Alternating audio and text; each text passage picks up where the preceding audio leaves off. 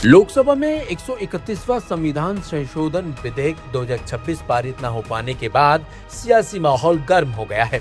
सत्तारूढ़ भारतीय जनता पार्टी और उसके नेतृत्व वाले राष्ट्रीय जनतांत्रिक गठबंधन यानी कि एनडीए ने इस मुद्दे को लेकर विपक्षी इंडियन गठबंधन के खिलाफ देशव्यापी विरोध प्रदर्शन का ऐलान किया है।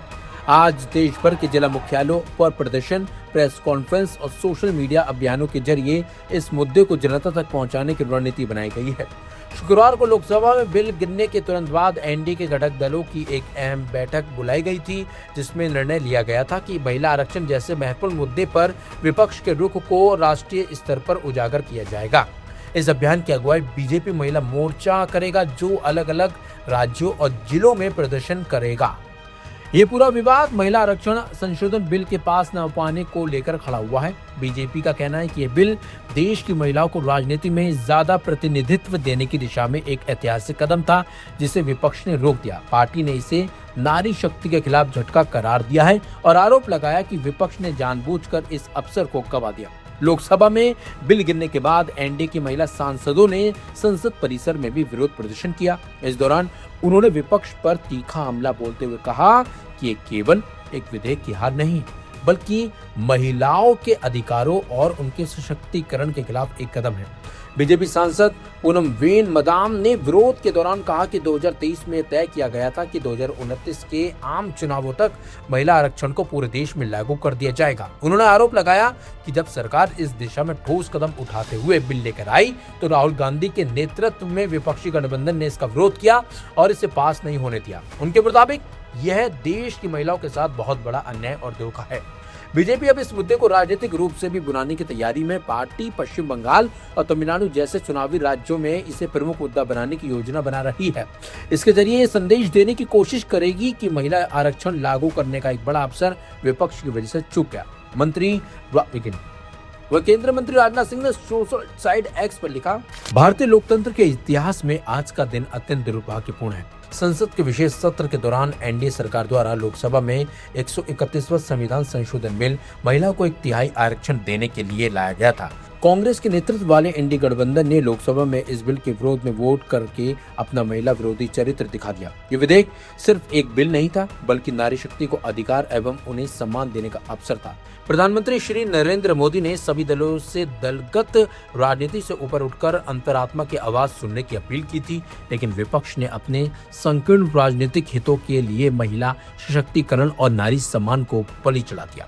पूरा देश हमेशा इस बात को याद रखेगा कि विपक्ष ने राष्ट्र हित और समाज हित से ऊपर अपने राजनीतिक स्वार्थ को रखा। विपक्ष के इस महिला विरोधी निर्णय से उनकी कथनी और करनी का भेद उजागर हो गया। अब देश की जनता उनसे स्वयं जवाब मांगेगी। लोकसभा में बिल नहीं पारित होने के बावजूद हमारा संकल्प और ज्यादा मजबूत हुआ है।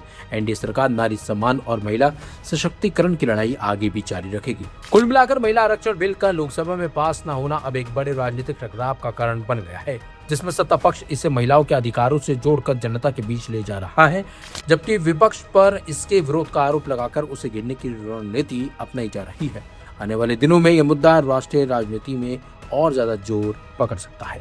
स्पष्ट है कि कांग्रेस पार्टी, विशेष रूप से राहुल गांधी, हर बात का विरोध करते हैं और आज जब नारी उत्थान और नारी विकास के लिए नरेंद्र मोदी की सरकार समर्पित है, उसका भी विरोध। सीट बढ़ा दिया गया, 50% का कमिटमेंट भी दे दिया गया, ऑफर दिया गया, उसका भी विरोध।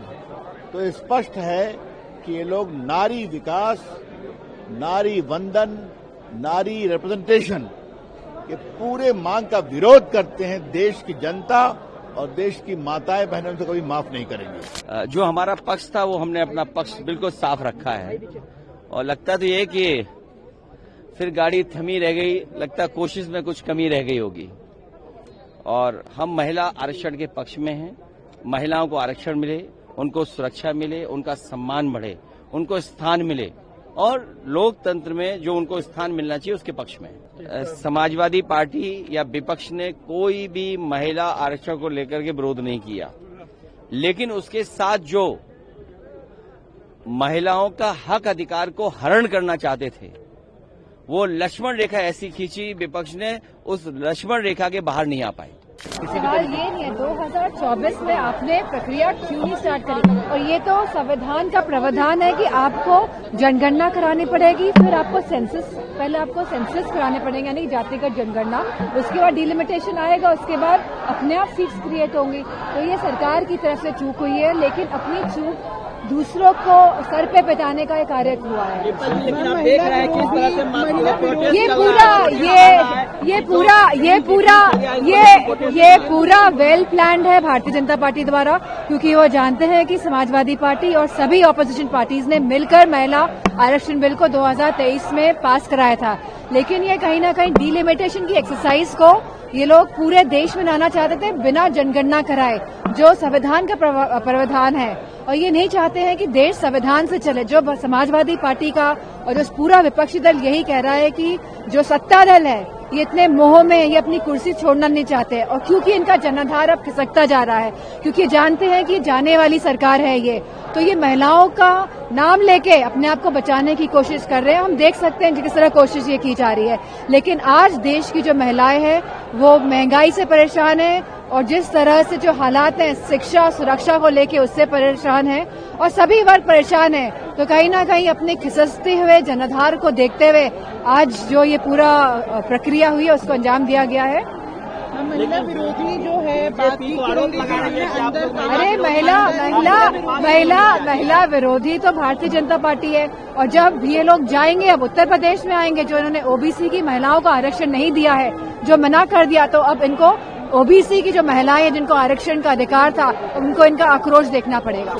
देखिए, जैसे प्रस्तुत किया जा रहा है और जिस तरीके से यहाँ पर नारे लगाए जा रहे थे महिला विरोधी, तो मैं समझती हूँ कि सत्ता पक्ष के लोग या तो पढ़ाई नहीं कर रहे हैं या शायद जागरूक नहीं है, क्योंकि ये महिला बिल के विरोध में आज वोटिंग थी नहीं। जो 2023 का जो असल महिला बिल है, नारी शक्ति वंदन अधिनियम, वो आज भी इंटैक्ट है, आज भी स्टैंडिंग है। ये उसके संदर्भ में जो अमेंडमेंट लाई गई थी जिसमें ये डिलिमिटेशन को अपने मन मुताबिक करने का इनका एजेंडा था, इलेक्टोरल मैप को देश के अपने हिसाब से चेंज करने का जो एजेंडा था वो फेल हुआ है, और उसकी हमें खुशी है। हम महिलाओं के आड़ में हमारा नाम लेके, हम नहीं चाहते कि बीजेपी अपनी राजनीतिक रोटियां सेके, तो उसका ये विरोध हुआ है, वो बिल खारिज हुआ है। जो महिला बिल है वो आज भी इंटैक्ट है, और ये सरकार अगर इनकी नीयत सही है तो ये 2029 में 543 सीट पे 33% आरक्षण करे, ऐसा हमारी मांग है। और अगर ये नहीं करते हैं तो असल चेहरा किसका महिला विरोधी है वो सामने आ जाएगा। आप तो खुद महिला सांसद हैं और उत्तर प्रदेश से आती हैं, आप जो गृह मंत्री जी कह रहे थे कि महिलाएं देश की माफ नहीं करेंगी विपक्ष को, आपको लगता है कि महिलाएं फिर वही बात, बार बार एक बात को, झूठ को बार बार रिपीट करने से सच नहीं हो जाएगा। महिला बिल जो 2023 का था, जो सर्वसहमति से पास हुआ था इसी सदन में, वो आज भी इंटैक्ट है। तो वो किस बात को कह रहे हैं हमारी समझ में नहीं आ रहा है। सिर्फ एक प्रोपेगेंडा, एक नैरेटिव चलाना जो बीजेपी की आदत है वही चलाया जा रहा है। 23 का बिल महिला नारी शक्ति वंदन अधिनियम इंटैक्ट है, स्टैंडिंग है। हम इंतजार कर रहे हैं कि सरकार उसे कब लागू करे।